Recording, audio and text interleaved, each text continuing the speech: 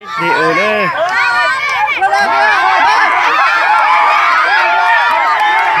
Bây giờ để nó cái điệu là gì cơ? Sợ lên.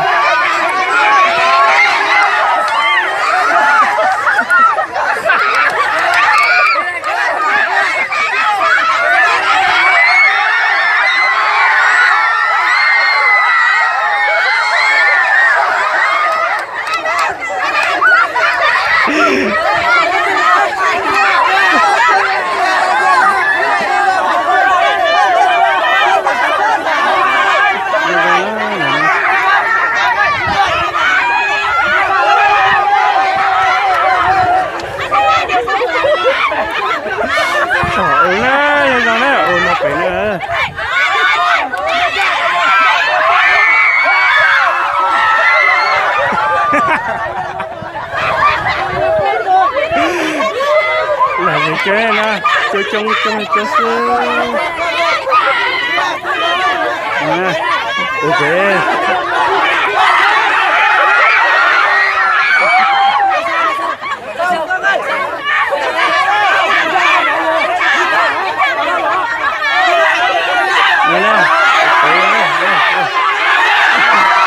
Là sao?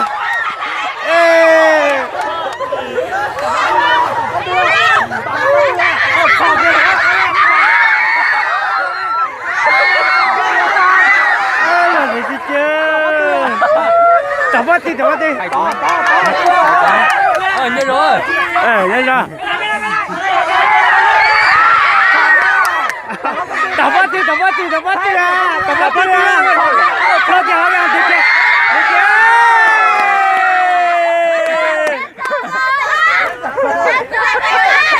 Được rồi.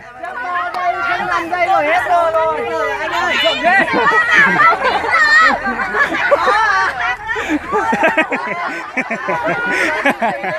Bây giờ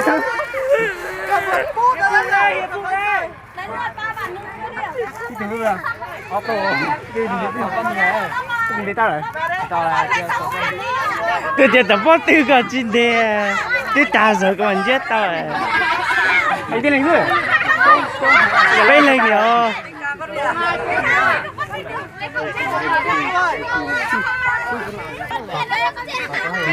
Chống chập là nó đã tới cái này Sơn La nè. Có sao không quay câu đẳng Sơn La. Bạn lừa nào bắt đây. Tôi bắt cho. Đây. Cố lên. Tôi có lên nhất tôi ơi. Đi tất cả mất cái. Mấy chăn làm to vậy. Gãy chân rồi.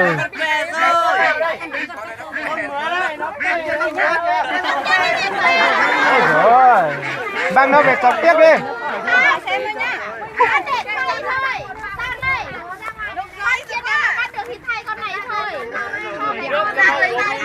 Vô sợt.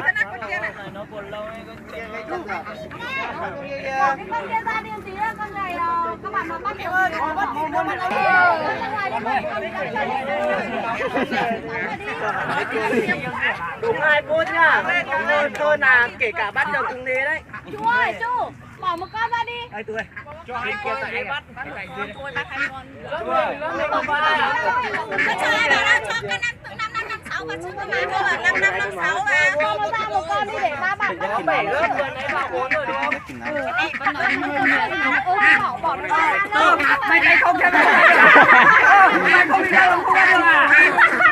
Ôi cô, mày này còn lớp nào với lớp nào vào rồi được cô? Bọc khăn nó mới kịp. Ở đây đi, sao tí nó chạy cả đám ra bắt ai bắt. Vừa nãy. Ba bạn à?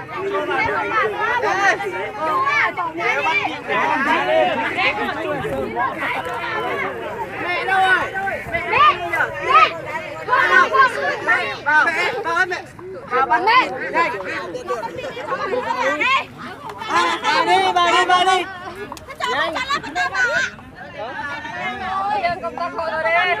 Mẹ bên đây mẹ.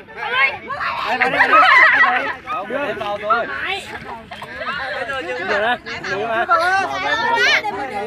Nữ cho vào. Đâu mẹ đâu. Anh lên kia con mẹ. Gì? Ngay ngay. Chơi kiểu vung tay. Chơi kiểu này này. Nga. Mà chơi kiểu này. Không ngồi xuống vung tay rồi đấy.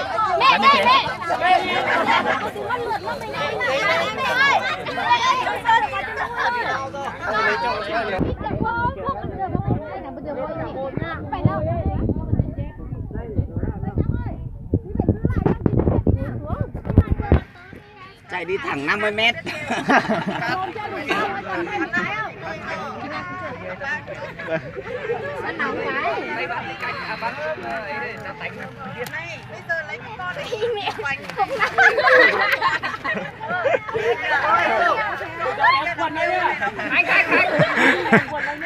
Mò như kiểu là mình mò ban đêm đấy.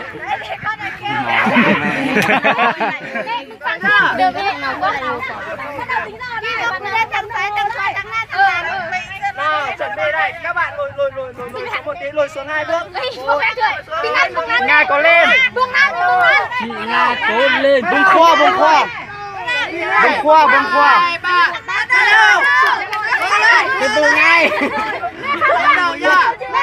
Bắt đầu rồi. Nhanh lên dưới chân kìa. Là sao kìa? Đùa.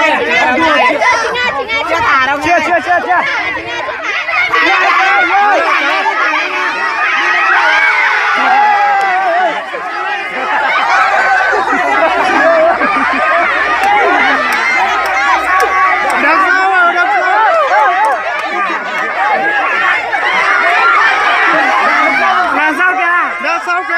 Đằng sau.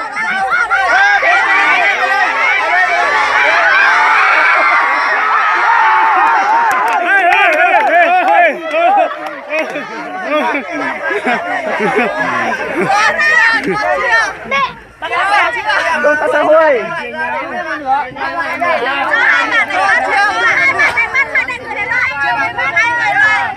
Làm gì bắt được đi mổ che đuôi. Mổ che đuôi.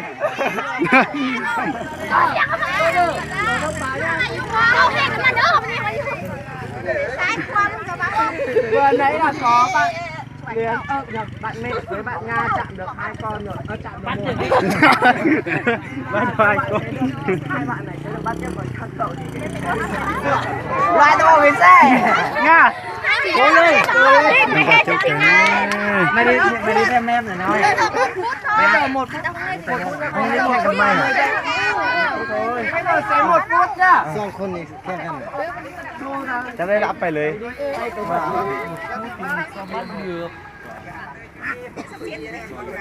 Thôi.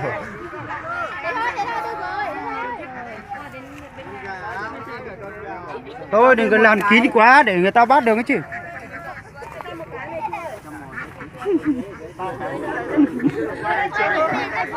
Chỉ thế.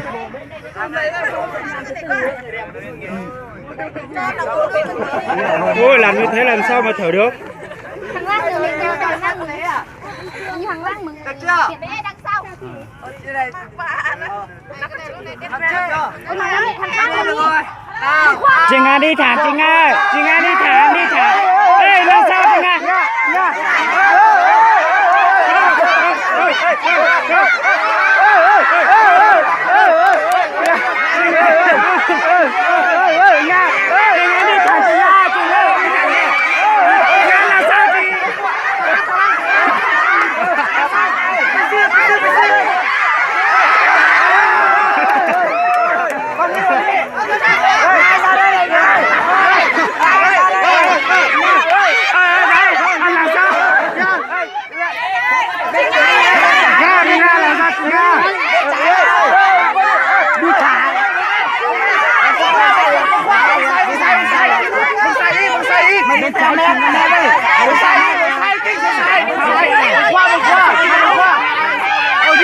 Đi thẳng cho Nga, đi thẳng.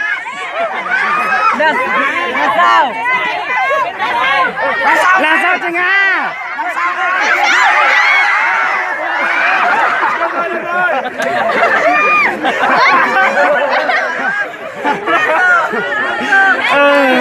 Bây giờ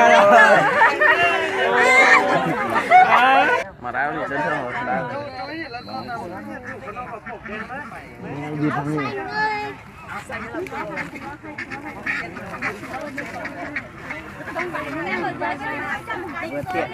Còn đi.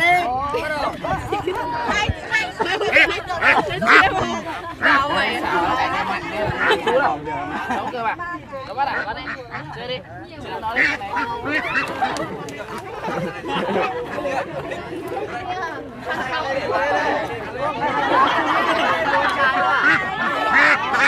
hừ có rồi cũng thay à ôi tao có cú cú à tao có cú cú à lại thay lại trồng cầu đâu cũng thay à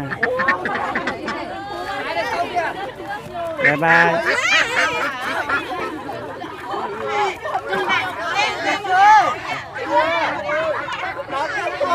sắp tới cái này Tay nhỏ quá San ơi. Dùng tay đi. Tay nó mềm quá. Đi nghe bác đi. Kia nó đi bắt luôn. lớp mình các bạn ăn cho bát đâu mà nhỉ Nên mày ngồi xuống tao xem đi. nên ngồi xuống nè Tao ngồi xuống luôn đi.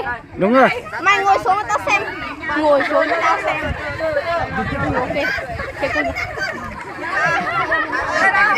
Xong rồi. Cái là ở ba này em. Đến tụi mày qua siêu không đến. ui giời ơi rốt bên của bạn đấy Mấy con vịt ra. cho nó bắt con người Chuẩn bị này. 3 2 phút rồi nhá. 3 2 1. Bên trái đi. Bên trái đi.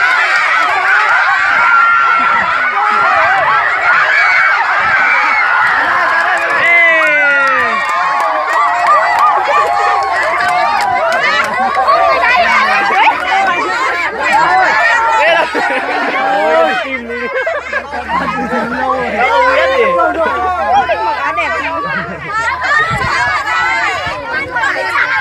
được đâu. Cái này không được sắc gì. Bắt lại. Đông người.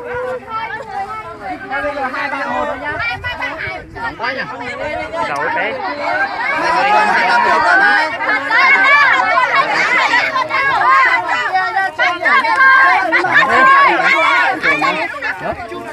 Phải đi. Cảm ơn mày đã sản năm nay một xíu gần. Đã bóng cái bèo đó.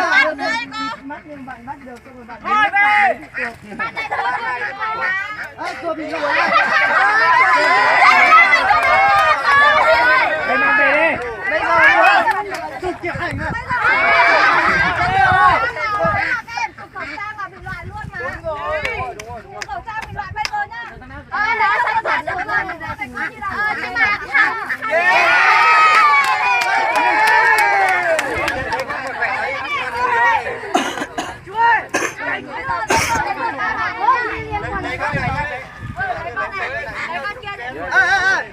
Anh lên lớp nào lớp này một lớp còn 3 lớp nữa. 3 lớp nữa. định định bảo là con lớp mình chưa bắt này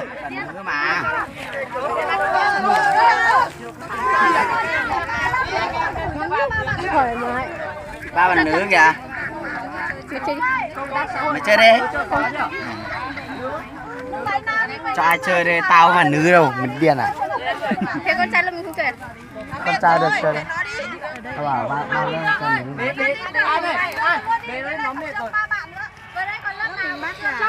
Bạn nữ ở lớp này các bạn nữ nào chưa được vào nhỉ? Còn cả nam nữa. đi Thảo vào đi. thảo vào đi thảo Một lượt nữa mà. Bữa tối hôm nay cứ để Thảo lo. thảo ơi có lên thảo à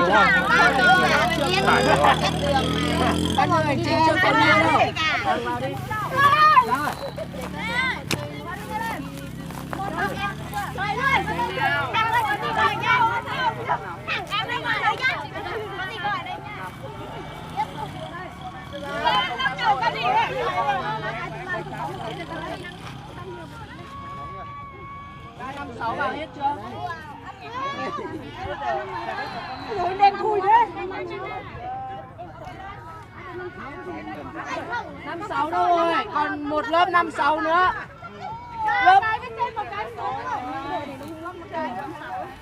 hỏi xem có số 56 vào chưa? công tác xã hội K56 vào chưa?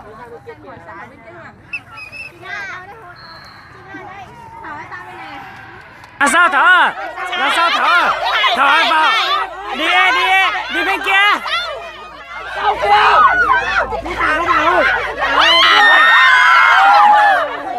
Ba điều giờ thở. Quá thế là cái con đi là nó lên rồi. Bà đằng sau nào đấy? Dạ mày biết đằng sau à? Đi nhanh đằng sau thì phải biết đằng sau nào. Biết rồi. Ba người đây, ba người đây. Biết sao lên đây ba. Cho lên.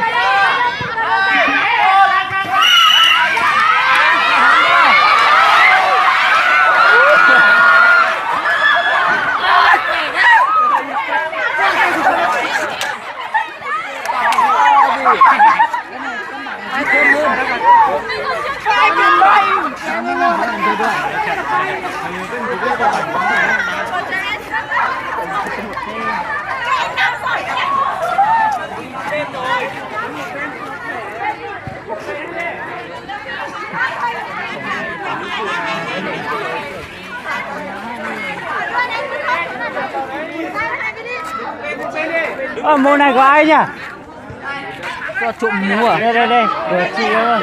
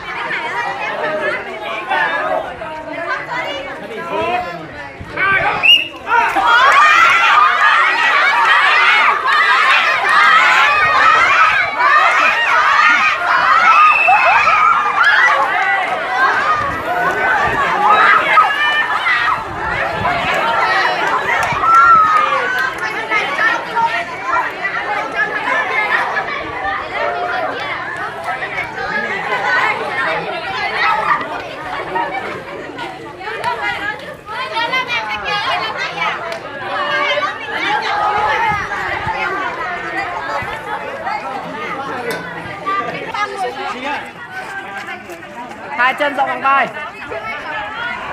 À lạ. Hai chân rộng bằng vai ra. Rộng như này ra này. Kẹp lên này này. Xong về tí nó ngửa thôi sao đấy. Ấp thật. Đứng ở đấy, đứng ở đấy. 2 3. Cố lên.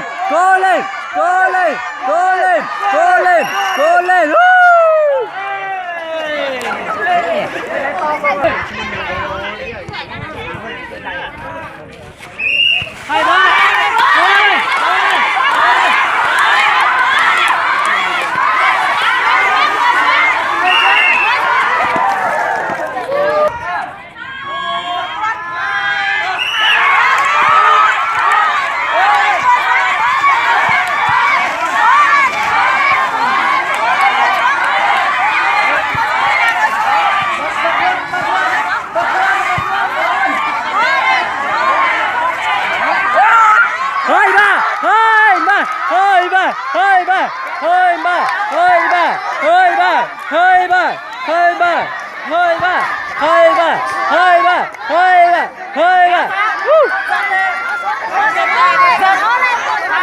Giật 2 3 giật 2 3 giật. Giật đi.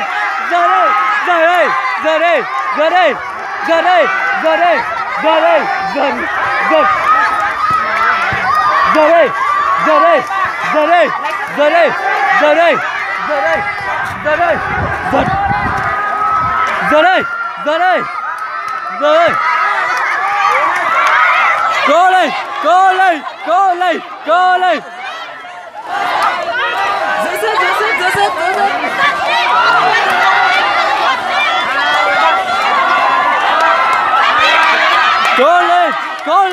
Cố lên.